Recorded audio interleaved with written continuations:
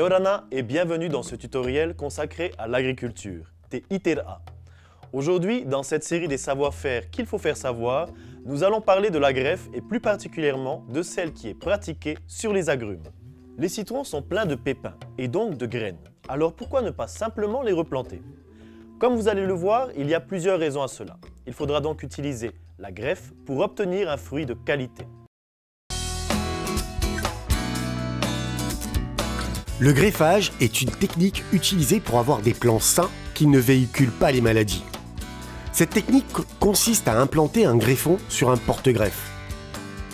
Les greffons seront issus des variétés qui ont la qualité des fruits que l'on souhaite obtenir lors de la récolte. Toutefois, ces variétés ont souvent un système racinaire peu adapté à nos sols. On les greffe donc à une deuxième variété appelée porte-greffe. Le porte-greffe nourrira le greffon pour une alimentation en eau et en sels minéraux. Il provient généralement d'une variété qui a été sélectionnée pour son adaptation au sol et sa bonne tolérance aux maladies. Il en existe plusieurs.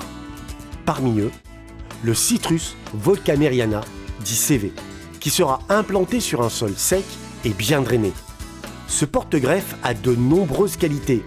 Entre autres, il est bien adapté au sol sableux, tolérant à plusieurs maladies, dont la tristeza, et permet une mise à fruit précoce et un rendement élevé. Ces fruits sont de taille et de poids plus importants et de peau plus épaisse comparés aux autres porte-greffes. La durée de production d'un plant greffé sur Citrus volkameriana, en pépinière du semis jusqu'à la livraison du plant, est rapide et prend de 12 à 24 mois. Il est plutôt conseillé sur les limes et les citrons. Ce porte-greffe étant très vigoureux, il nécessite d'être taillé plus souvent. Le citrange Carrizo, dit CC, est adapté au sol lourd et acide. C'est le porte-greffe le plus utilisé au monde. Il est plus tolérant que le CV au Phytophthora et est plus résistant à la tristeza. Le greffon, quant à lui, doit absolument être sain et provenir des îles indemnes de tristeza, donc des marquises, des gambiers ou des australes. Une fois le porte-greffe et le greffon soigneusement sélectionnés, nous pouvons passer à la greffe.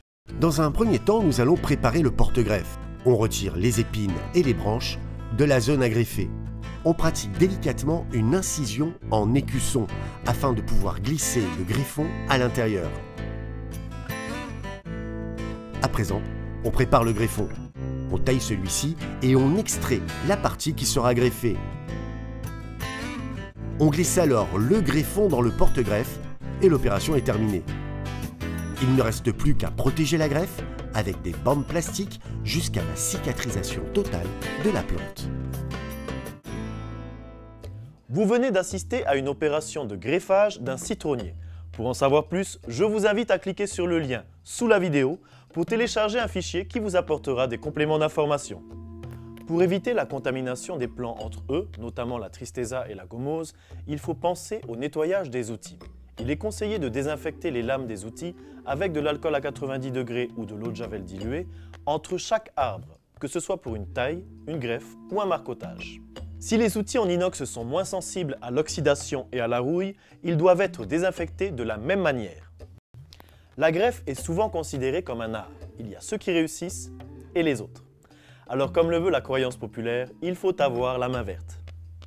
Pour ma part, je vous donne rendez-vous très vite pour un nouveau tuto. En attendant, je vous invite à vous abonner en cliquant sur la petite cloche ci-dessous. Allez, nana!